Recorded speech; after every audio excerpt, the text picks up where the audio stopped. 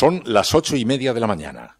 Las 7:30 en la Casa Museo de José Saramago, en Tías, Lanzarote.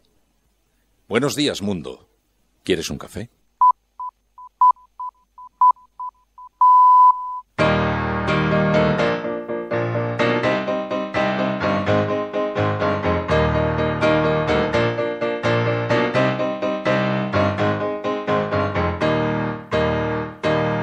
We were sailing on waves of silver, there were echoes in the wind. When we raised our sails to capture them, the ship was lifted up and then it was saying, oh, oh, oh, oh.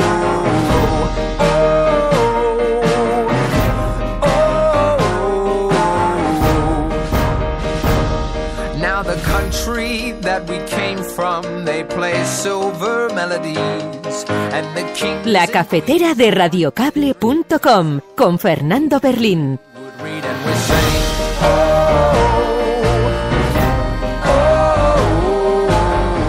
Con Fernando Berlín, y no solamente con Fernando Berlín, saludamos también a quienes se incorporan en este momento al programa a través de las redes sociales, aquellos que componen nuestro Focus Group, ya sabéis, a través de Twitter, de Facebook. Si lo haces a través de Twitter, pon @radiocable para que lo vea, o el hashtag de la cafetera.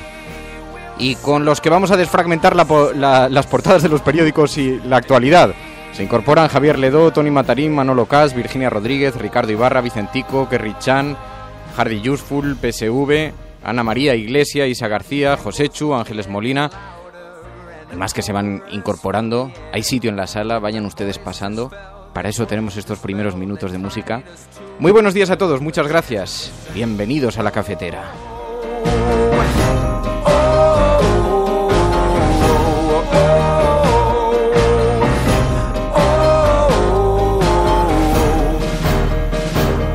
We were taken through the shadows, we were carried through the night.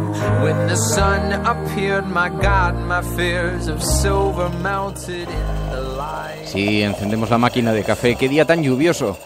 Aquí en la buhardilla de Radio Cable, igual hasta escucháis las gotas porque está cubierto, está encapotado y están cayendo. Estoy asomándome a la ventana y está cayendo, está lloviendo a mares. Pero bien sabemos en La Resistencia que siempre que hay nubes, detrás está el sol.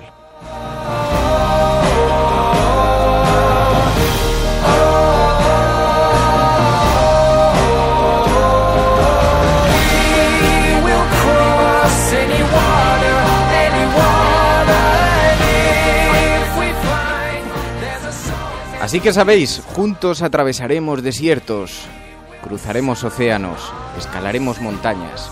Hoy vamos a tener un programa interesante porque la actualidad está llena de cosas y además vamos a hablar con Juan Torres López, la persona que junto a Vicens Navarro va a confeccionar el programa económico de Podemos, o más bien un cuadro estratégico de propuestas realistas para Podemos. Una persona interesantísima a la que hay que escuchar con enorme atención y podremos conversar ahora en unos segundos con él.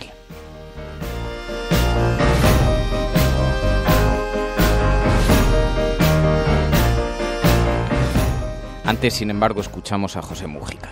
El modelo de desarrollo y de consumo es el actual de las sociedades ricas. Me hago esta pregunta: ¿qué le pasaría a este planeta si los hindúes tuvieran la misma proporción de autos por familia que tienen los alemanes?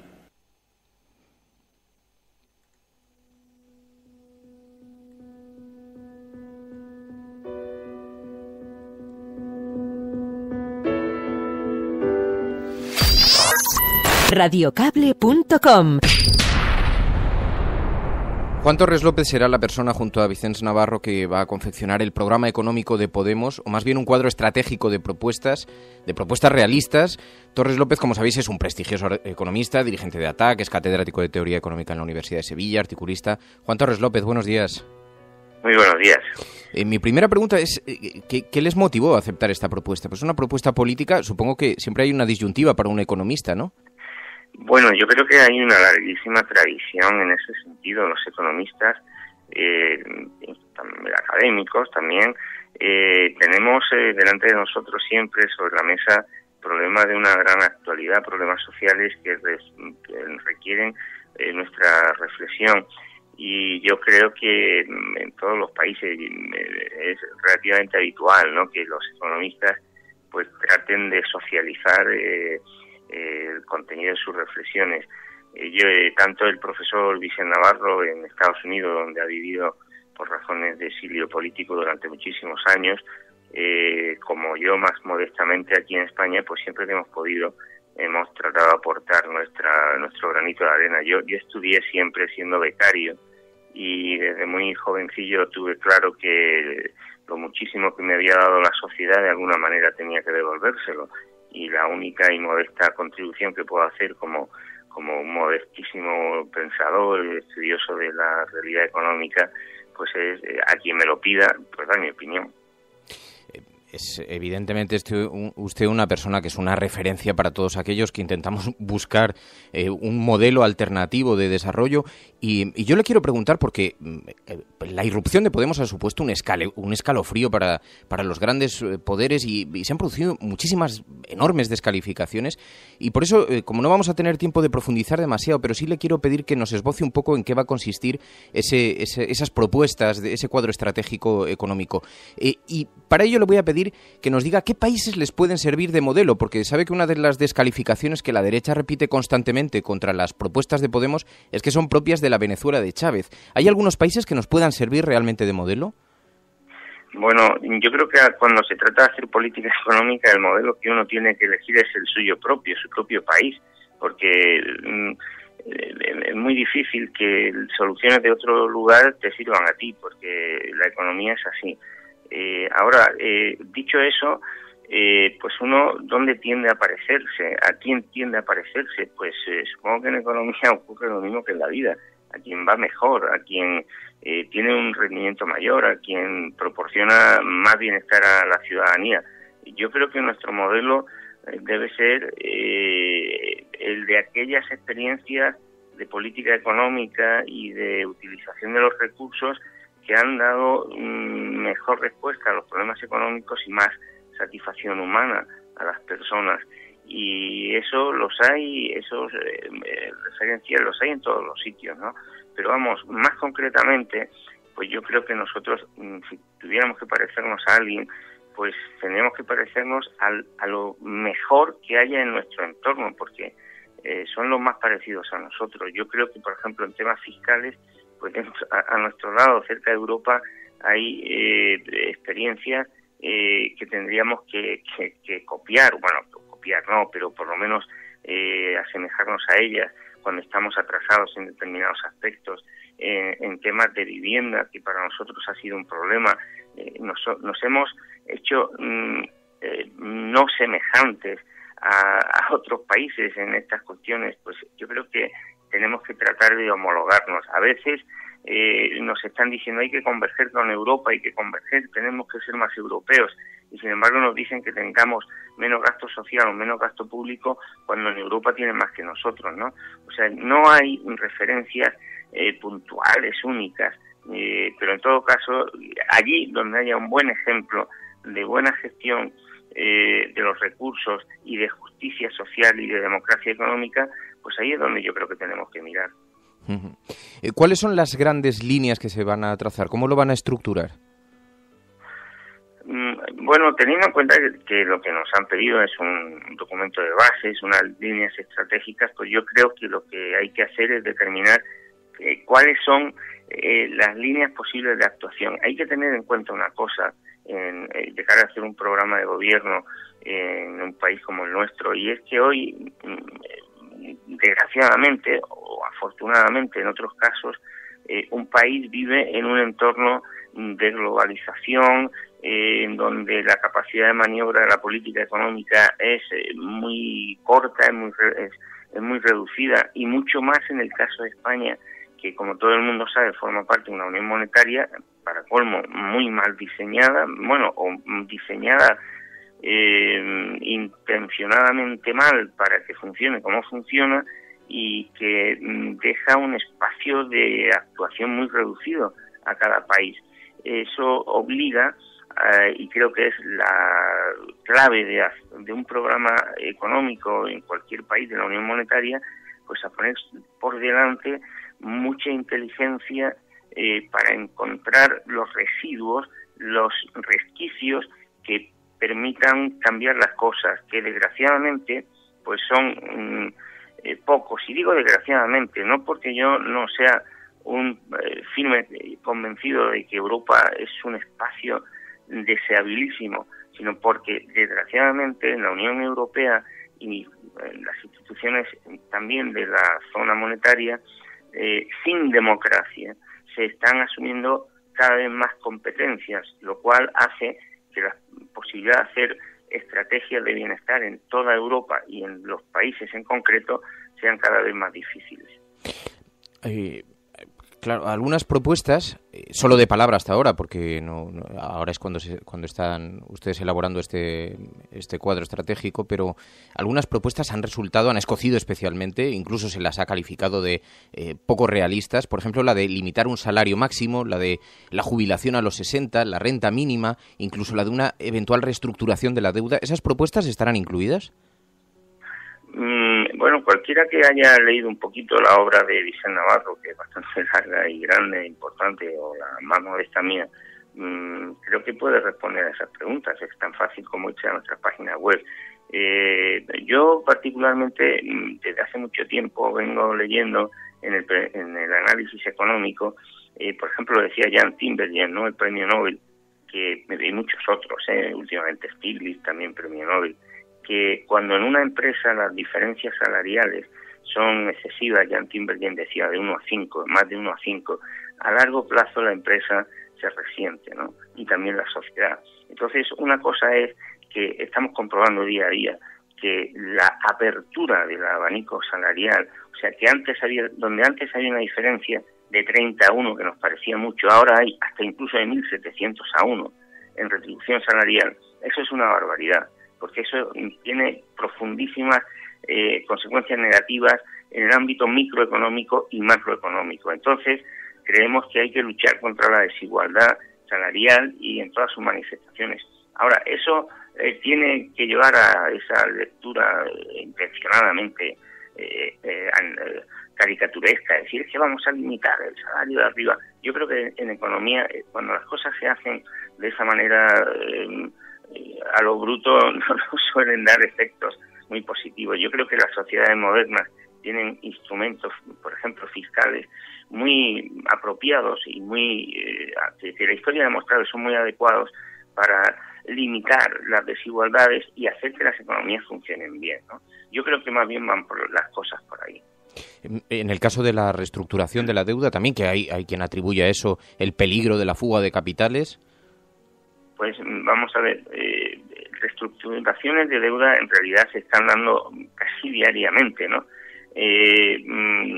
No han sido tampoco economistas, digamos, radicales o de izquierda quienes han hecho de esta cuestión un asunto, porque lo que hay en Europa es una imposibilidad material de pagar la deuda que se ha generado. Entonces, algún tipo de solución hay que dar.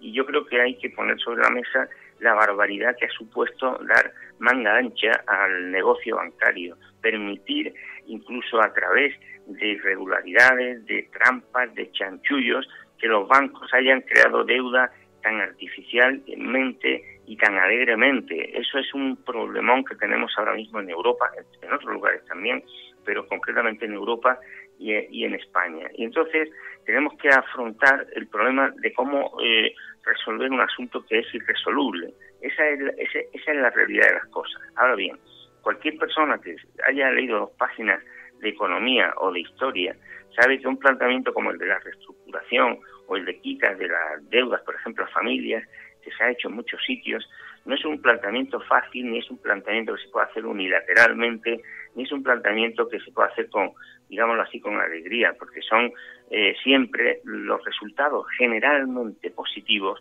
de procesos de debate y de discusión y conflictivos.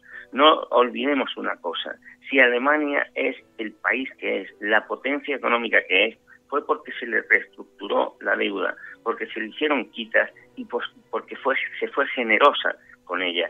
Alemania, que tanto habla de la negativa a eso, es el país de Europa posiblemente que más ha disfrutado de esas soluciones. Entonces, lo que yo creo, en mi opinión particular, que vengo exponiendo desde hace años ya, es que hay que ser inteligentes, que hay que ser generosos y que hay que ser también firmes a la hora de buscar soluciones a un problema que se ha hecho que se ha generado muy a las espaldas de los pueblos y también de una manera muy asimétricamente beneficiosa para unos y para otros. Pues señor Torres López, le agradezco muchísimo que haya atendido esta llamada y le deseo mucha suerte. Buenos días. Muy buenos días, muchas gracias. Radiocable.com. Escuchamos a José Luis San Pedro. Se puede decir que, claro, el futuro no lo conocemos y, por tanto, no sabemos a dónde vamos. Pero por lo menos tendríamos obligación de saber qué queremos alcanzar. Aunque luego nos equivoquemos, ¿verdad? Pero si uno emprende un viaje, o conoce el sitio a donde va, o por lo menos dice, quiero ir a tal sitio. Quiero ir al mar, quiero ir a la playa, quiero ir a la montaña, ¿verdad? Pero aquí no lo saben. Aquí no saben más que más y más y más.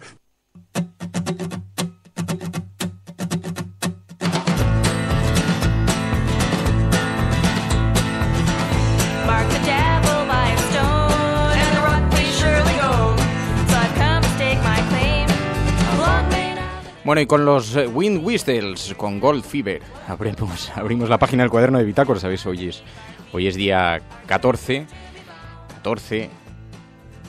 del 10 de 2014. Y la verdad es que ahora estaba viendo los mensajes, dice Moisés Soto, dice, al neoliberalismo le interesa caricaturizar las propuestas de Podemos, siempre lo harán, pero el problema es que se les cree.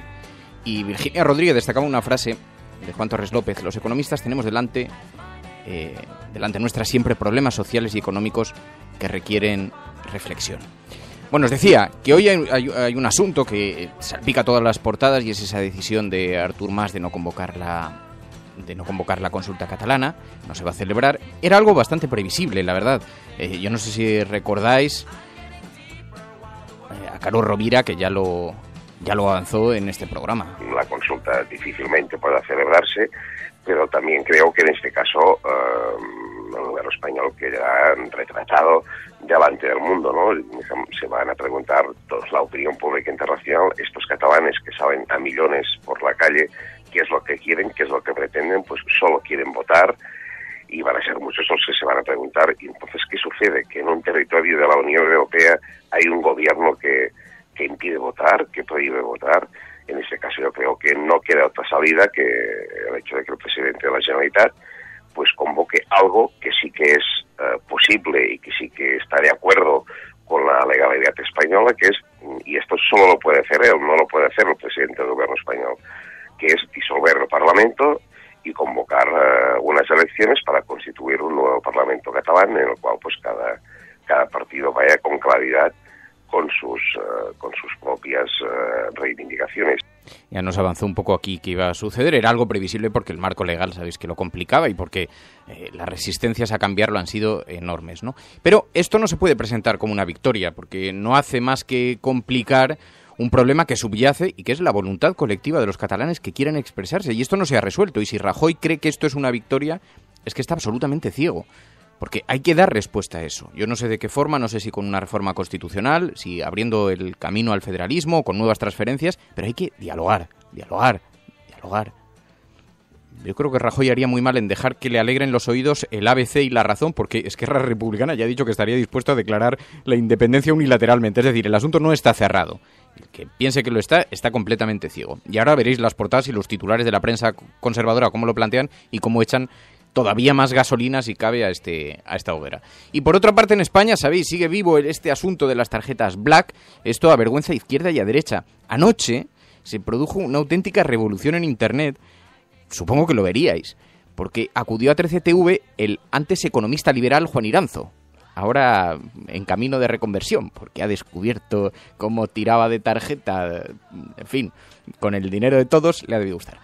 Le cayó un chorreo, bueno, no de todos los que estaban allí de 13 Televisión, pero sí de Antonio Martín Beaumont. Escuchadlo porque, aunque es un poquito largo, dura 1 minuto, pero realmente merece la pena porque fue un gran momento televisivo. En primer lugar, yo no me arrepiento de nada porque era un incentivo y lo utilicé tal y como utilizaba el mismo patrón de consumo antes de llegar a Caja Madrid y he seguido con el mismo patrón de consumo después de salir de Caja Madrid. En este sentido, poner de manifiesto que esa lencería de Woman's Secret eran unos camisones y unas batas para mi mujer y unos pijamas que antes había para mí, ya desnudándolos. Y esos lugares de copas tan extraños con consumos del orden de 20 euros cada vez, era Snobísimo, donde conocí a mi mujer y donde he seguido. Navy, Master, que es un local de Santander, el que fue subcampeón del mundo de coctelería, que también visitaba, y por tanto yo no me arrepiento para nada, en primer lugar, de haber visitado esos lugares y en segundo lugar de haber pagado con una tarjeta. Pero Juan, que era para mi uso personal. Mientras te estaba gastando en lencería, te estaba gastando en estos locales, estabais vendiendo preferentes. Estabais estafando a los ancianos españoles. Estabais desahuciando casas de personas que realmente estaban desesperadas. Que no te arrepientas de nada, Juan. Pide perdón, caramba. Tienes la oportunidad de pedir perdón. Si no, es que nos vais a convertir a todos de Podemos. Vamos a ver. Creo que no tiene absolutamente nada que ver la remuneración que recibiera por un órgano de gobierno con esos asuntos que, entre otras cosas, son posteriores. Y que... Ahí lo tenéis, un liberal que no se arrepiente de nada. Ahí tirando de tarjeta, pim, pam, quemando la tarjeta Visa Héroe. Bueno, me gusta mucho lo de se van a hacer todos de Podemos. En fin, así está el patio. Reconocedme que era un gran momento televisivo. Y bueno, esto es lo que tenemos. Él no se siente nada responsable y este es el país que tenemos, amigos. En fin, estás escuchando Radio Cable y si lo estás haciendo, no estás solo.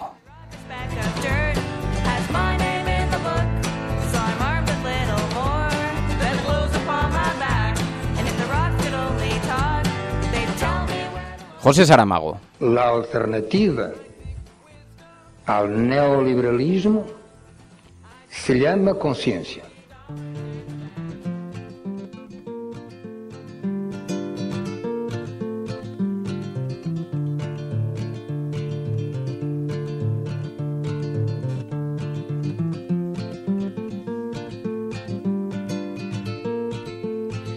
Claro, yo me reía, pero en realidad es que no tiene ninguna gracia. Dice Caque Rodríguez, dice, es que lo de las tarjetas, que se lo expliquen a los preferentistas, como mis suegros, 84 años, y muy enfermo.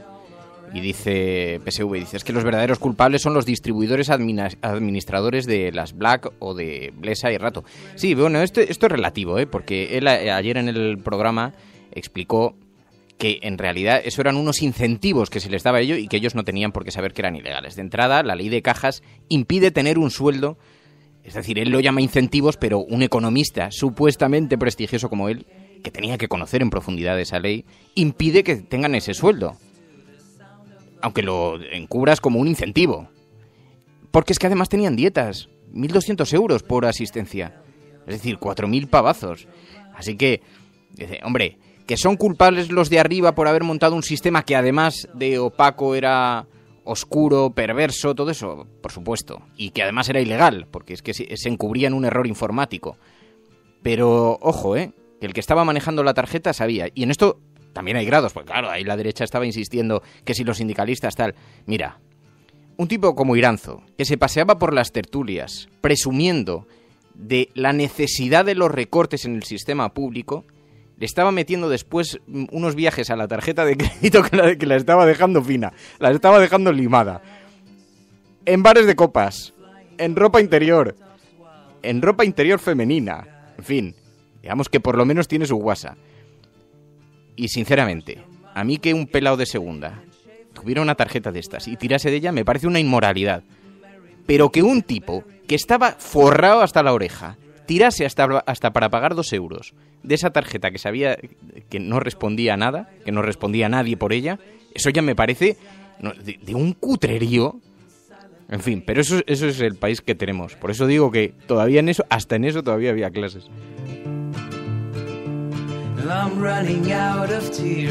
Es lo que dice Diego Martínez, dice, no, si morro y cara dura no les faltaba a los tarjeteros estos. Dice, Carlos Otero es más bruto. Dice, pues te lo voy a retuitear. Que es que no me lo estabas diciendo a mí, se lo estabas diciendo a Menudo Tiarro. Dice, liberales para follar con la mujer del vecino, pero no para que se follen a la suya. Ahora retuiteas la definición. Pues ya te lo he contado aquí, Carlos. Este programa es vuestro, vosotros sabréis. Isa García dice, claro que no se arrepienten de nada, lo que les fastidia es que los han pillado.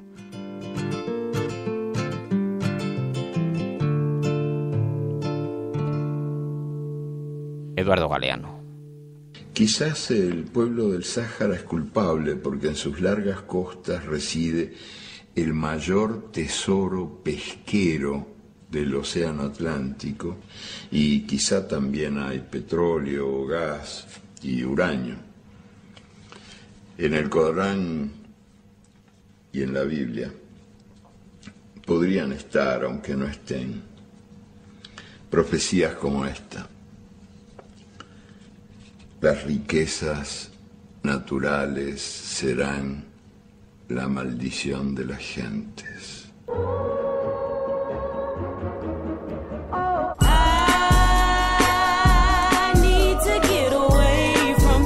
Bueno, vamos a ver las portadas de los periódicos y si nos da tiempo algún editorial. Dice el periódico El País, dice, Mas descarta la consulta y propone a cambio un proceso participativo. El presidente admite por primera vez a sus socios que no podrá organizar una votación sobre la independencia de Cataluña. Dice también el periódico El País, los obispos instan a la Iglesia a abrirse más a gays y divorciados. Dice que el Sínodo Extraordinario de Obispos sobre la Familia instó ayer a la Iglesia a aceptar y valorar a los homosexuales. Tienen cualidades y dones que ofrecer a la comunidad cristiana. Se apunta en un documento elaborado por los 200 prelados reunidos en el Vaticano y que fue leído en presencia del Papa. Francisco ya ha manifestado su propósito, dice El País, de abrir la Iglesia a nuevas formas de familia. Con razón, Rouco Varela ha quedado completamente desmarcado. Ha quedado fuera de juego.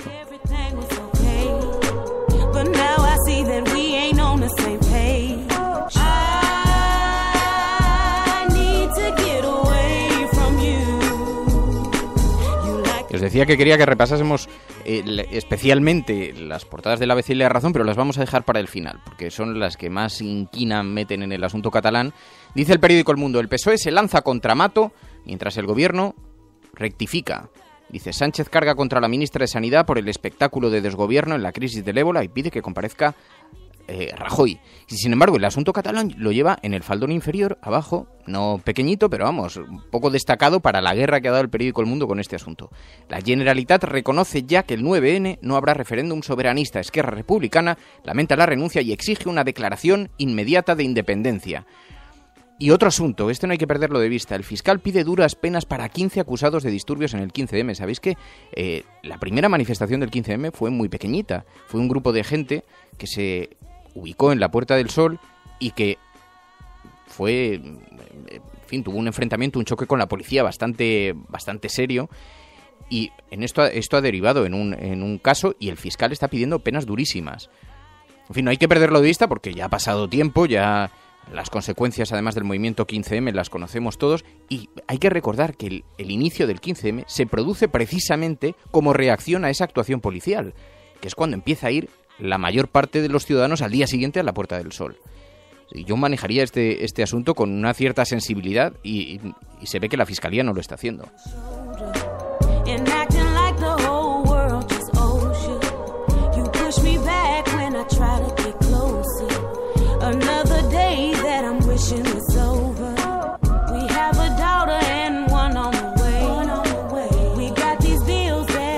Qué cachondo, dice Carlos Otero. Dice, esta definición no te la enseñan en la universidad, pero la tienen bien inventada. Dice, no me esperaba que lo soltara en antena. A ver, si lo pones, lo pones. No, ahora no nos vengamos atrás, no nos acochinemos en tablas. Fulcrencio dice, en este país todos los que piden más y más recortes son millonarios con las cuentas no muy claras o con sobresueldos. Y Anselmo dice, ¿cómo es posible que semejantes sinvergüenzas lleguen tan lejos? Obdemurian, la impunidad era tan flagrante que no entienden que el común de los mortados alucine. No tienen baremos morales normales, es verdad, es que no los tienen.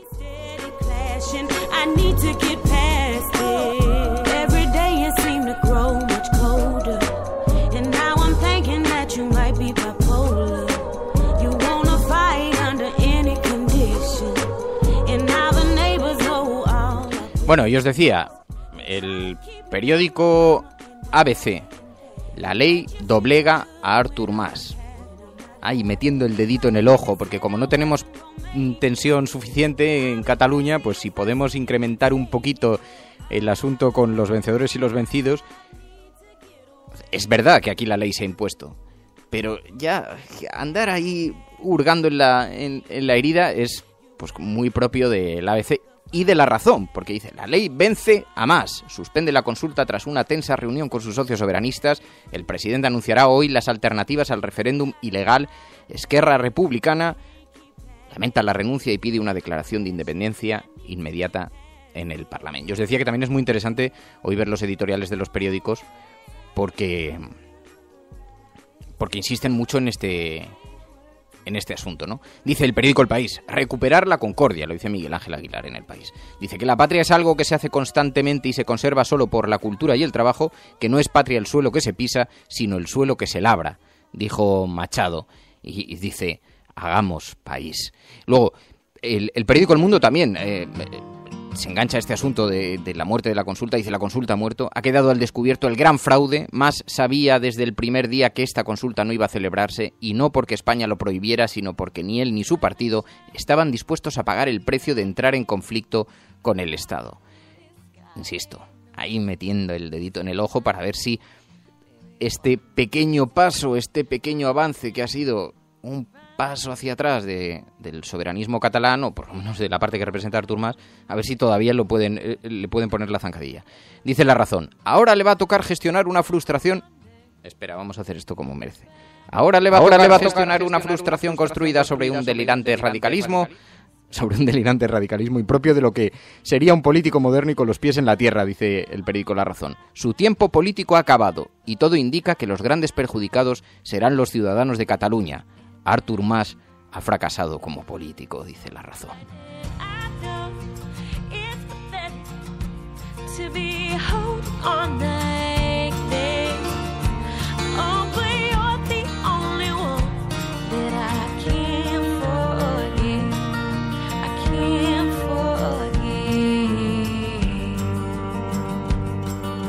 La cafetera de radiocable.com con Fernando Berlín.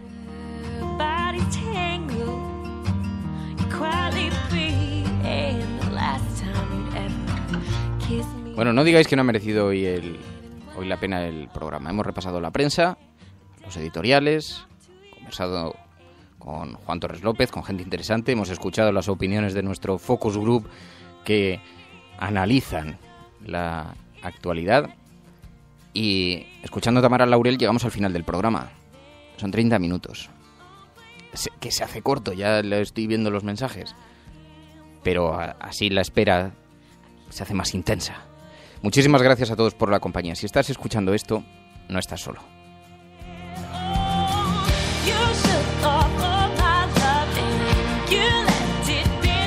Si lo que se ha dicho es realmente interesante, entonces que se valore. No como una especie de palabra de Dios, pero sencillamente como palabra de un ser humano preocupado con el ser humano. Hasta mañana. Adiós.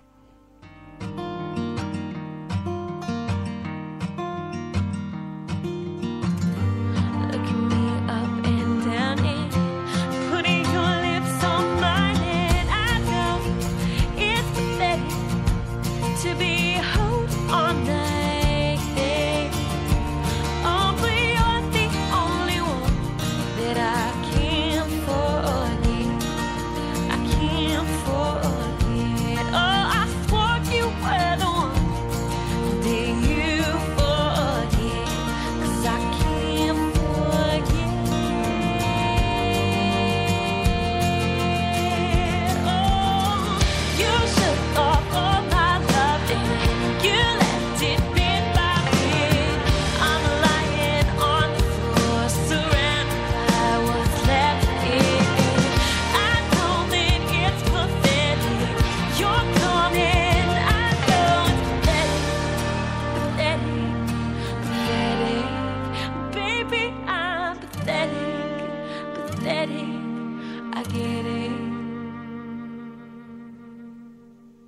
Ahora Nadal quiere ser médico. Para cuidar a la gente que está malita. A los que estén enfermos. ¡México! Porque son superhéroes. Porque sí. Son superhéroes. ¡México! Radiocable.com. Dirige Fernando Berlín.